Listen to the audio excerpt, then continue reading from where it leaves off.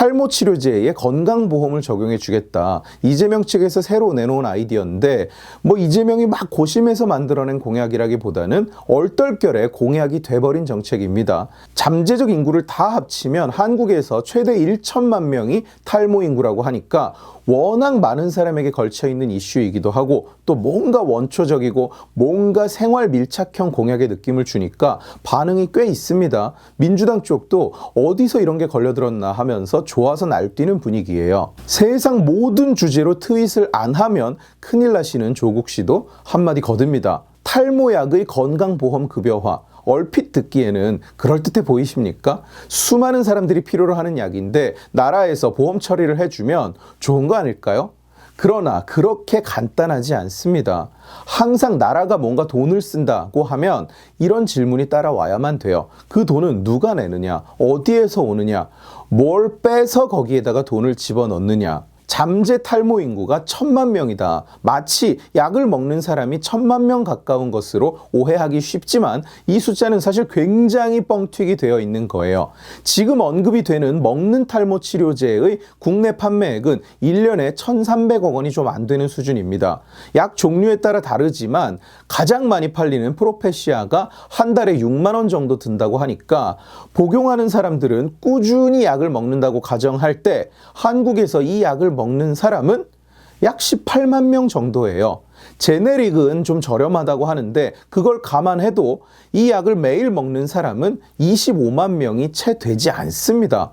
적은 숫자는 아니지만 1,000만이라는 숫자와는 거리가 꽤 있죠. 그리고 먹는 사람이 많다는 이유로 특정 약물을 보험 처리를 해주는 것이 과연 맞을까요?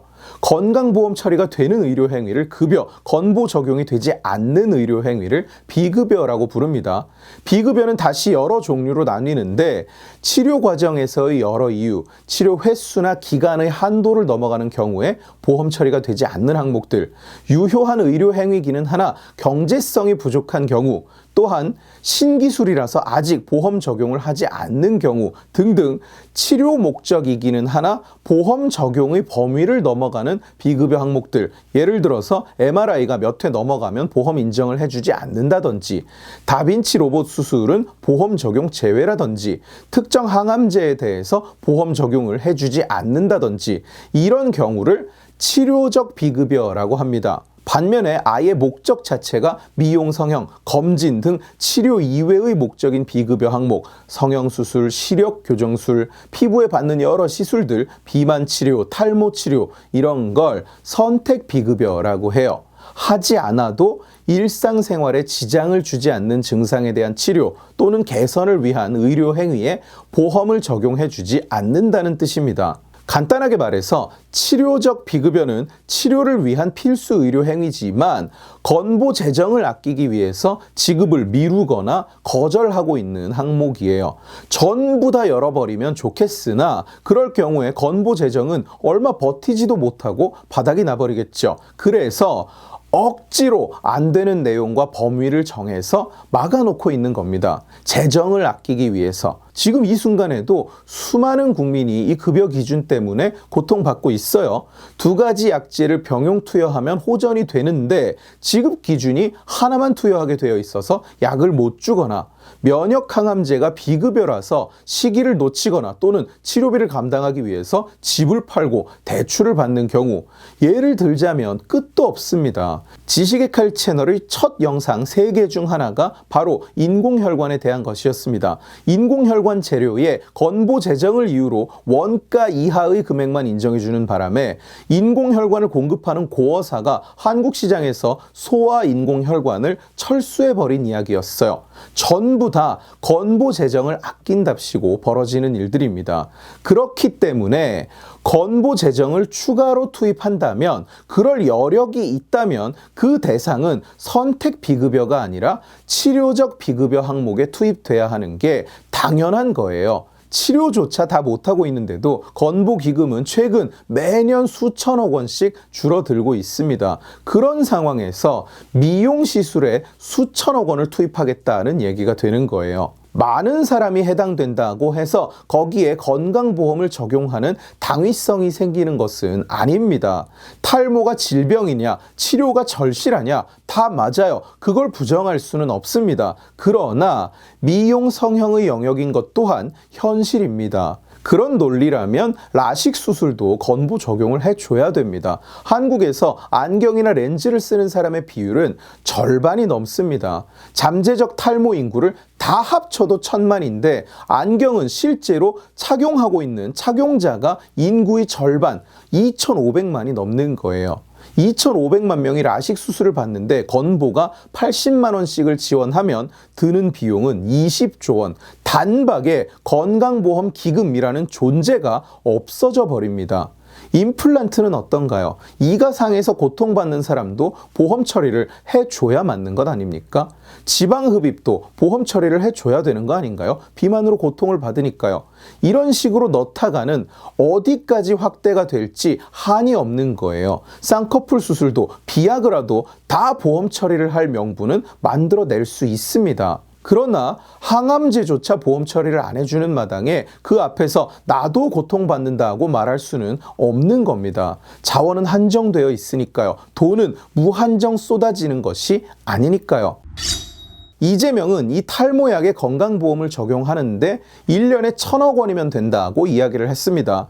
어디에서 나온 계산인지는 도무지 모르겠으나 추론은 가능할 것 같아요. 국내 연간 탈모약 판매액이 작년 기준 1300억 원 가까이 된다고 말씀을 드렸는데 이걸 대충 그냥 지급 비율, 보장 비율 80% 이렇게 때려 넣은 것 같아요. 1250억의 80%는 1000억 원이니까요. 그런데 이건 전형적인 전깃줄의 참새 오류입니다.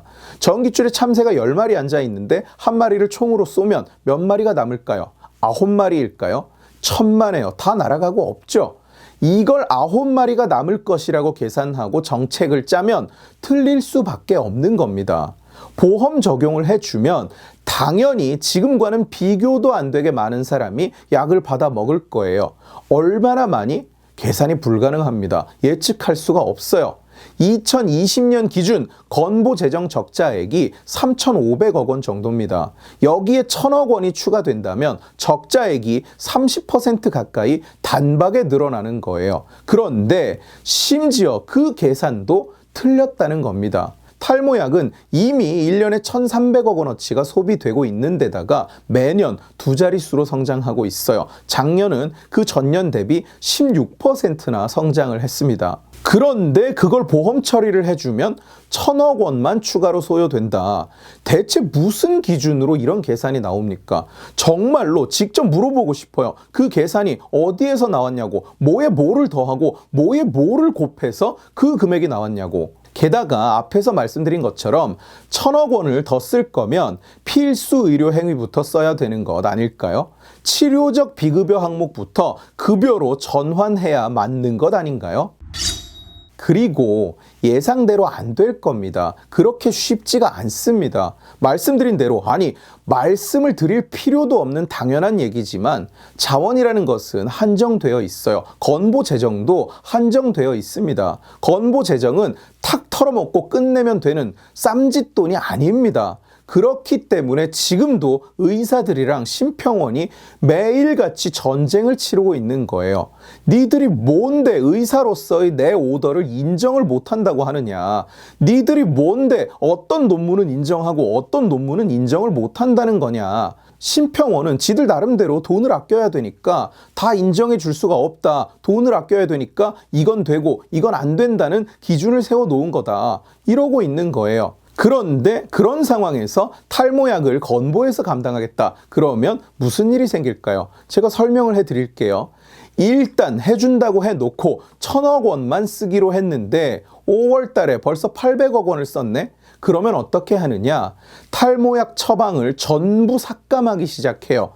중증 탈모가 아니라서 삭감, 탈모가 너무 심해서 이미 먹어봐야 안 될 것 같아서 삭감, 얼굴을 보더니 얘는 머리가 있어 봐야 별 의미가 없을 것 같다. 고 삭감.